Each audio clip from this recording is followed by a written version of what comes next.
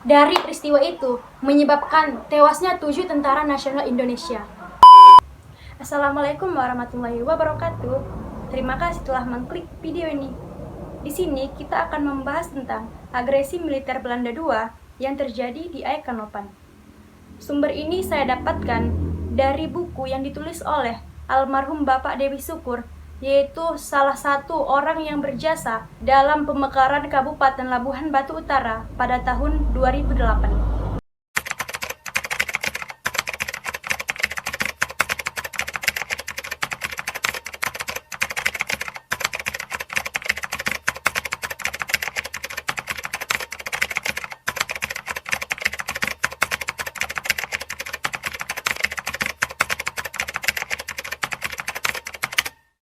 Mungkin masih banyak orang yang asing dengan kota Aikanopan.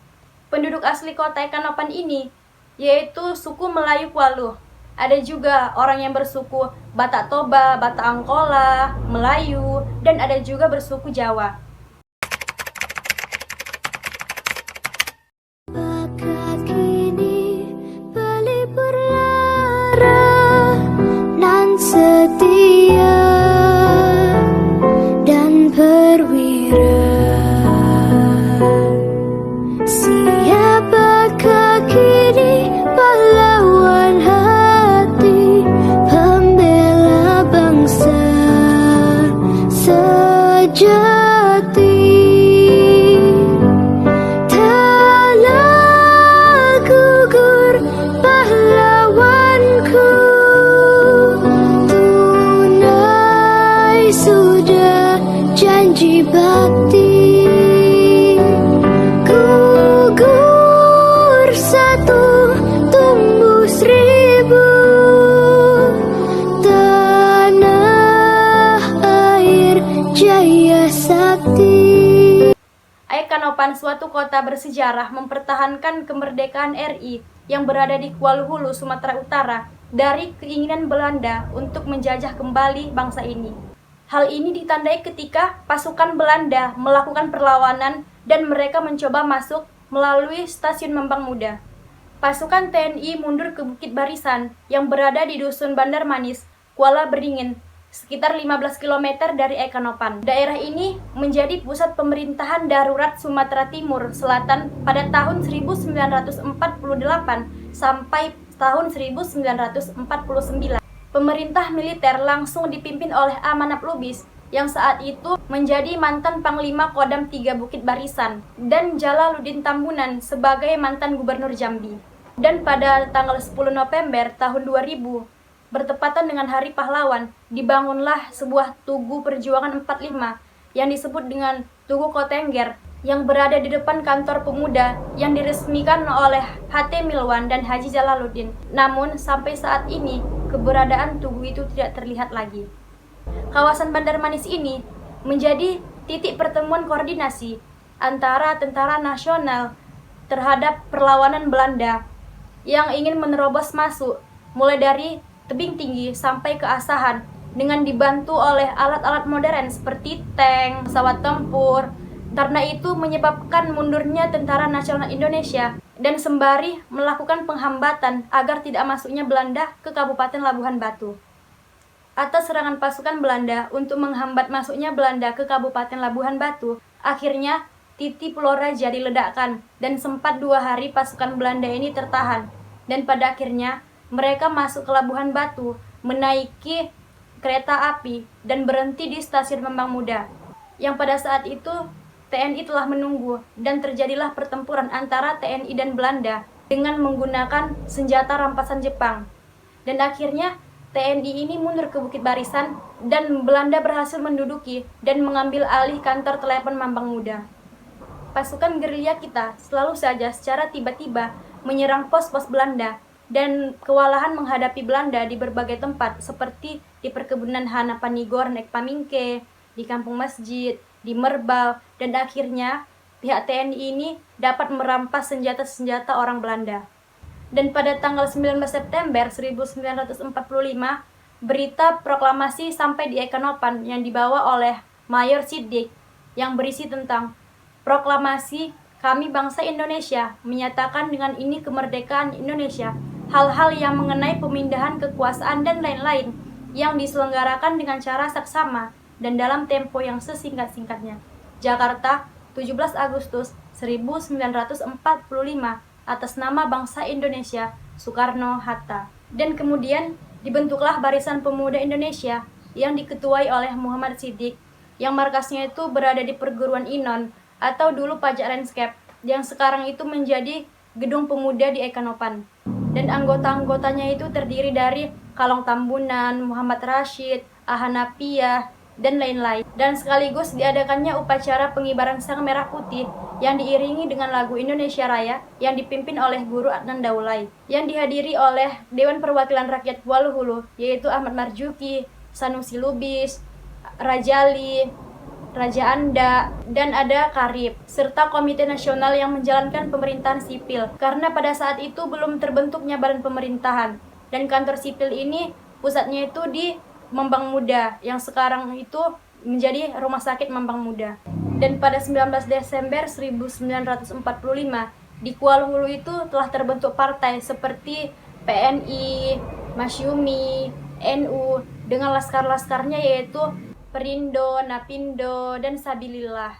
Dan kemudian terbentuklah Vlog Fund Kuala Ledong yang diketuai oleh Muhammad Siddiq yang bermarkas di Pajak Landscape, yang anggota-anggotanya ada Sanusi Lubis, Hasim Rashid, Muhammad Yusuf, Sarmin Siregar, dan ditambah lagi dengan staf-staf kelaskaran dan staf-staf proklamasi.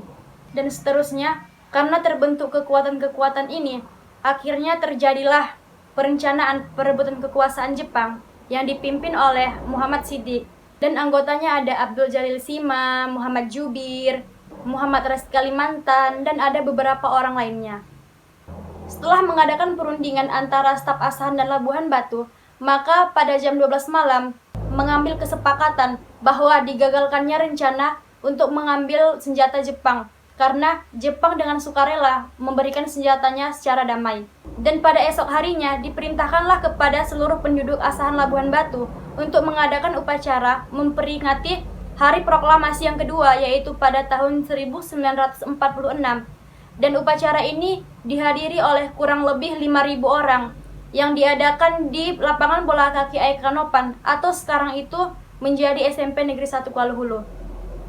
Dan pada tahun 1946 Agustus dibentuklah Dewan Perwakilan Rakyat Labuhan Batu yang diketuai oleh Amanan Malik, dan untuk di Kuala Hulu anggotanya itu ada Sanusi Lubis dan Sordang Siregar. Pada tahun 1947 dibentuklah Tentara Nasional Indonesia serta penyerahan senjata dan pemberian pangkat kepada Mayor Siddiq sebagai Komando Batalion 3, gelarnya Mayor, Adnan Daulay sebagai Wakil Komando Batalion 3 dengan pangkat Kapten, dan Sanusi Lubis diangkat menjadi Staf Siasat atau Intel dengan pangkatnya Letnan Muda. Nokman Jafar diangkat menjadi Kepala ADM dengan pangkat Letnan Muda. Kalong Tambunan diangkat menjadi Kepala Persenjataan dengan pangkat Letnan Muda, dan Muhammad Yusuf diangkat menjadi Kepala Keuangan dengan pangkat Letnan Muda. Ahmad Limpul diangkat menjadi Kepala Pengangkutan dengan pangkat Serma, dilengkapi dengan Komandan Kompi. Kompi 1 ada Muhammad Jubit, pangkatnya Letnan 1, dan masih ada beberapa orang lainnya. Aksi kedua pada tanggal 19 Desember 1948. Jadi setelah terjadinya pertempuran yang terjadi di Stasiun Mambang Muda ini, akhirnya pada tanggal 19 Desember 1948, Mayor Siddiq ini melakukan rapat antara dia dengan staf-stafnya, dan dari rapat itu mengambil keputusan, yaitu diutusnya Sanusi Lubis, Muhammad Yusuf, Rojali. Diutuslah mereka itu ke pusat pemerintahan Geroga yang ada di Tapanuli Tengah, dipimpin oleh Ferdinand Lumban Tobing. Dan utusan itu hanya sampai di Sipiongot. Dan akhirnya pusat pemerintahan Sumatera Timur Tapsel itu dipindahkan ke Bukit Barisan. Kedaulatan pada tanggal 27 Desember setelah diumumkannya ceasefire antara pemerintah Republik Indonesia dengan Belanda, akhirnya di Kanopan itu pemerintahnya menata ulang Ekanopan, dan rakyat berduyun-duyun dan bergotong royong untuk mendirikan kantor camat Republik Indonesia. Dan pada saat penaikan bendera merah putih oleh polisi Alagemen Ekanopan, terjadilah pembubaran dan pemukulan kepada rakyat-rakyat. Namun dari peristiwa itu, kenaikan sang merah putih ini tetap dilanjutkan. Tanpa menghiraukan ceasefire, akhirnya pihak Belanda ini melakukan kecurangan. Pihak Belanda ini mengajak Tentara Nasional Indonesia untuk bermain sepak bola di lapangan Damuli Kebun. Dan kabar ini didengar oleh Mayor Siddiq. Akhirnya, Mayor Siddiq ini menemui pihak TNI dan melarang mereka untuk pergi bermain. Tapi secara diam-diam, Tentara Nasional Indonesia ini pergi bermain sepak bola dengan Belanda. Dari awal bermain sampai akhir, tidak ada kecurangan atau keributan. Dan tanpa mereka sadari, pihak Belanda ini rupanya mengikuti mereka sampai ke markas. Dan mereka tidur dengan lelap akibat kelelahan bermain sepak bola bersama dengan pihak Belanda. Dan tepat pada jam 5 subuh, pihak Belanda ini mengetok pintu yang ditinggali oleh Tentara Nasional Indonesia. Tanpa menaruh rasa curiga sedikit pun, akhirnya salah satu tentara nasional ini membukakan pintu. Begitu dibukakannya pintu, senjata pun mengarah kepadanya. Dan akhirnya teman-temannya juga ikut bangun. Dari peristiwa tersebut menyebabkan tewasnya 7 tentara nasional Indonesia, yaitu ada Kapten Jubit, Sersan Maulana Siregar, Sersan Gojali, Kopral Mahmud Lubis, Prajurit Parmin, Prajurit Ahmad, dan juga Prajurit Maludin. Selain itu, rupanya orang Belanda ini juga melakukan penyiksaan terhadap staf TNI. Staf TNI ini dibawa mereka lah ke Tanjung Balai, dan setelah selesainya penyerahan kedaulatan, barulah dikembalikan ke Rantau Prapat dan dipulangkanlah mereka ke Ekanopan. Setelah penyerahan kedaulatan pasukan TNI di Kisaran yang dipimpin oleh Amanat Lubis, akhirnya mereka menjadi pegawai pemerintahan dan dikembalikan ke masyarakat. Pemerintahan berjalan dengan sebaik-baiknya. Undang-Undang Nomor 22 Tahun 1948 yang diberlakukan kemudian diganti dengan Undang-Undang Nomor 1 Tahun 1957 tentang pemerintahan daerah setempat setelah 60 tahun Indonesia merdeka. Kota Ekanopan ini terus berbenah diri, dan oleh tim penelitian dan pengkajian pemekaran Labuhan Batu Utara, seminar pengkajian yang terdiri dari tokoh-tokoh masyarakat dan elemen-elemen lainnya, Kota Ekanopan ini diprogram menjadi ibu kota Kabupaten Labuhan Batu Utara.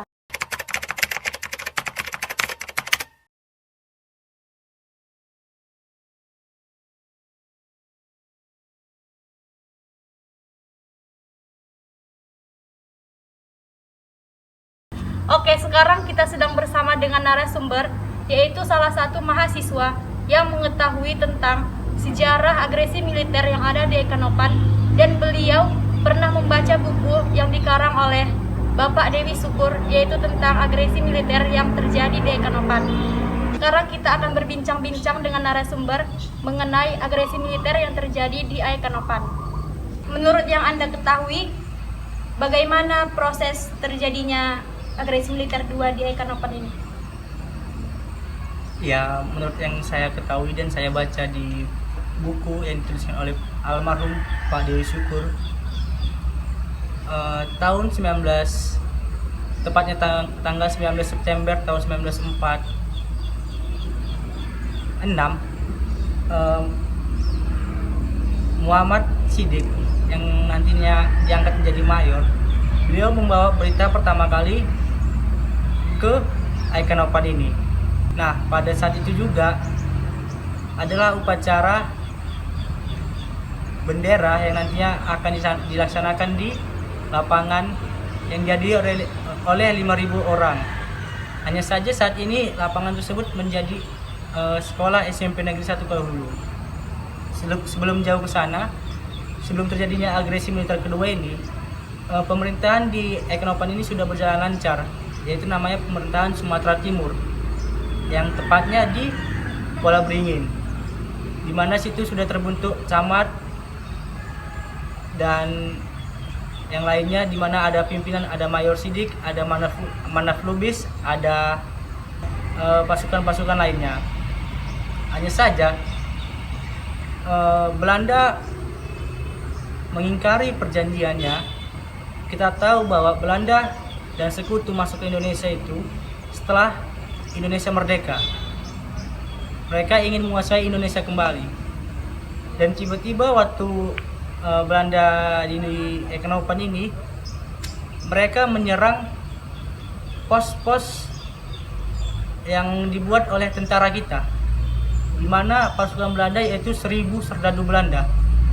Mereka dengan licik menyerang diam-diam pos-pos tentara kita, sehingga mengakibatkan beberapa tentara kita tewas dan mengalami kekhawatiran dan kemunduran. Tetapi karena bukunya sangat sedikit ceritanya, langsung di mana nanti Belanda menyerahkan kedaulatan Ekenopan ini di lapangan Bunut Kisaran. Disitulah nanti Belanda akan berusaha menepati janjinya dan kita menjalankan sistem pemerintahan kita sesuai dengan undang-undang yang berlaku yang telah disahkan dahulu. Belanda itu menyerang Ekenopan pada saat agresi militer 2 ini dengan mengerahkan 1.000 serdadu. Apakah ada peralatan lainnya selain serdadu ini atau seperti tank atau meriam? Ya, seperti yang saya baca di buku tersebut, Belanda itu mengerahkan tanknya dari segala jurusan. Dia menempatkan kekuatannya di Bangmuda dan di Gunting Saga, di mana kabarnya pasukan Belanda ini ditarik dari Labuan Batu untuk menyerang Ekenopan, di mana Belanda ini untuk membalaskan dendamnya atas kekalahannya di tahun 1948 dan 1949, di mana situ Belanda mengalami banyak kekalahan dari segi pasukan dan perampasan senjata militer. Apakah ada tentara Indonesia yang gugur? Sejauh saya yang saya ketahui ada. Ini tuliskan bahwa mereka menghiraukan ceasefire hingga mereka curang, hingga mengakibatkan tewasnya 7 orang pasukan TNI di Bandar Lama. Masing-masing bernama Letnan M. Jubit, Terma Guru Rajali, dan prajurit Mahman, Maridin, Mulana, Sarmin, dan Hamid. Selain itu, pasukan Belanda telah menganiaya staf TNI atau anggotanya, yaitu M. Sarijal, Sanusi Lubis, Ibrahim Nasution, Lipat Simangunsong, Husin Tanjung, dan M. Syukur, dan Jet, dan lain masing-masing tinggal di Bandar Lama, Perpaudangan atau Pinggir Jati, dan Ekenopan. Mereka ini adalah kepala atau anggota perekonomian atau perbekalan atau persenjataan yang ditangkap oleh pasukan Belanda dan dibawa ke Tanjung Balai. Kemudian mereka dipulangkan ke Rantau Pelapat nantinya setelah ada penyerahan kedaulatan dari Belanda ke Indonesia. Jadi dari yang 7 tentara Indonesia yang gugur itu memang tewasnya di Bandar Lama atau di mana?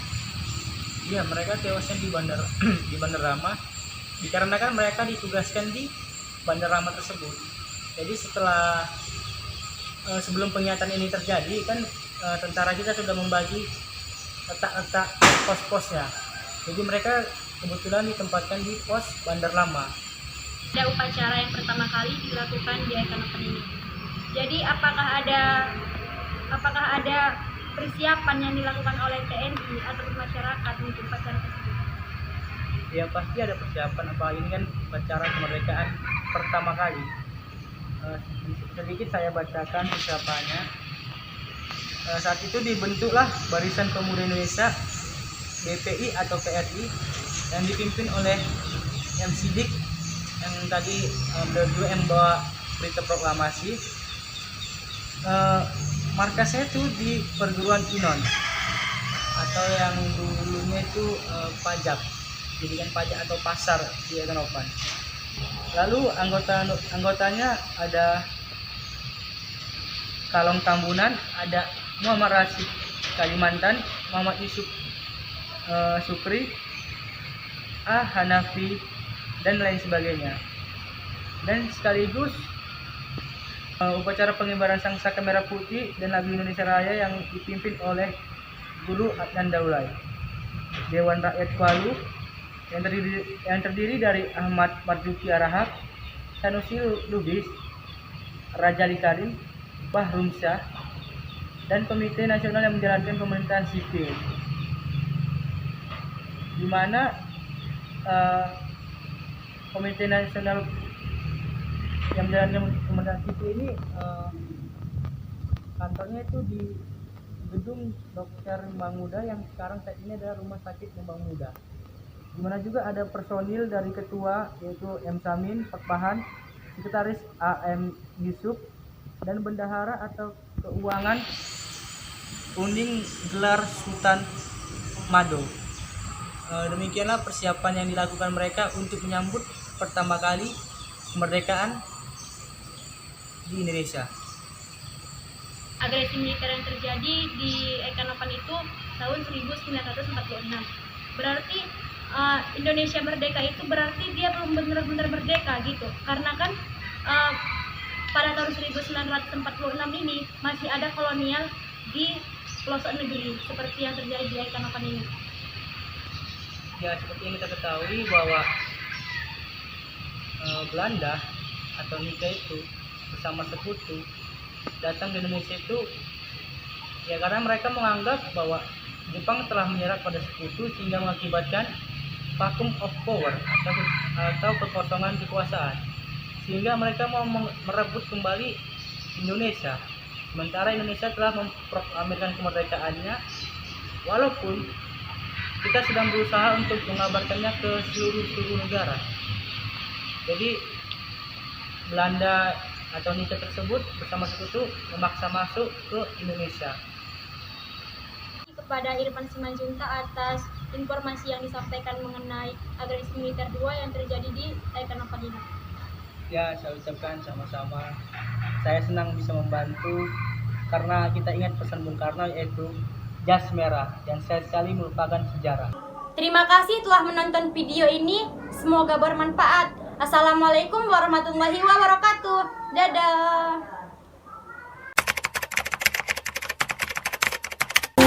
Dahulu kita yang lemah tak berdaya, mereka penjajah membabi buta.